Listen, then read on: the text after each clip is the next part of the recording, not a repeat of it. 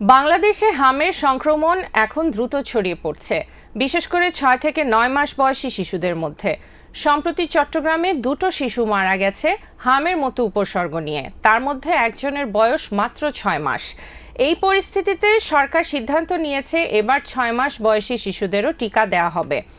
সাধারণত প্রথম ডোজ দেওয়া হয় 9 মাসে, কিন্তু জরুরি অবস্থায় 6 মাসে দেওয়া যায়। কার্যকারিতা কম হয়, প্রায় 50%-এর নিচে, কিন্তু কোনো ক্ষতি হয় না। WHO চট্টগ্রাম সার্ভেইলেন্স টিমের চিকিৎসক জানিয়েছেন, সাধারণত নবজাতক শিশুরা জন্মের পর প্রথম 6 মাস তাদের মায়ের শরীর থেকে প্রাপ্ত অ্যান্টিবডির মাধ্যমে সুরক্ষিত থাকে। এজন্য সাধারণ পরিস্থিতিতে 6 মাসের আগে টিকা দেওয়ার প্রয়োজন নেই।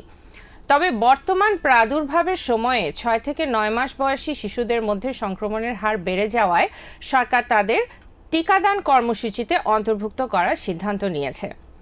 প্রাক্তন এনসিপি নেতা ডক্টর তাসনিম জারা বলেছেন, যদি তথ্য সঠিক না থাকে তাহলে নিশ্চিত করে বলা যায় না যে শুধুমাত্র ভ্যাকসিনের সরবরাহ ঘাটতির কারণে এই প্রাদুর্ভাব। এটি হতে পারে ভ্যাকসিনের সঠিক ব্যবস্থাপনার অভাব, আবার কখনো কখনো মানুষ ভ্যাকসিন নেওয়ার ক্ষেত্রেও দ্বিধাবোধ করে। স্বাস্থ্য অধিদপ্তর জুন মাস ব্যাপী বিশেষ টিকাদান কর্মসূচি চালাবে। এই অভিযানে প্রায় 2 কোটি শিশু টিকা পাবে, বয়সসীমা 6 মাস থেকে 10 বছর। সংক্রমণ শুধু চট্টগ্রাম নয়, ঢাকা, রাজশাহী, খুলনা সহ সারা দেশে ছড়িয়ে পড়েছে।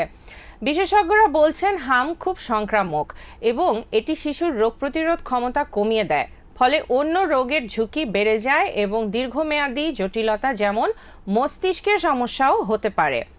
তাই এখন জরুরি ব্যবস্থা নেওয়া হচ্ছে, যেমন পরিবারে আলাদা রাখা, সঠিক পুষ্টি ও পরিচ্ছন্নতা নিশ্চিত করা, ভিটামিন এ দেওয়া, জেলা ও উপজেলা হাসপাতালগুলোতে আলাদা আইসোলেশন সুবিধা তৈরি করা হচ্ছে। বিশেষ করে রোহিঙ্গা ক্যাম্প ও ঢাকা শহরের ঘনবসতি এলাকায় দ্রুত ব্যবস্থা নেওয়া জরুরি। সবশেষে বলা যায়, শিশুদের নিরাপত্তার জন্য টিকা সময়মতো নেওয়া অপরিহার্য। যারা ইতোমধ্যে হামে আক্রান্ত হয়েছে তাদের জ্বর শেষে দ্রুত টিকা দেওয়া প্রয়োজন। সঠিক তথ্য, সময়মতো টিকা এবং সচেতনতা ছাড়া এই প্রাদুর্ভাব নিয়ন্ত্রণ করা কষ্টসাধ্য হবে।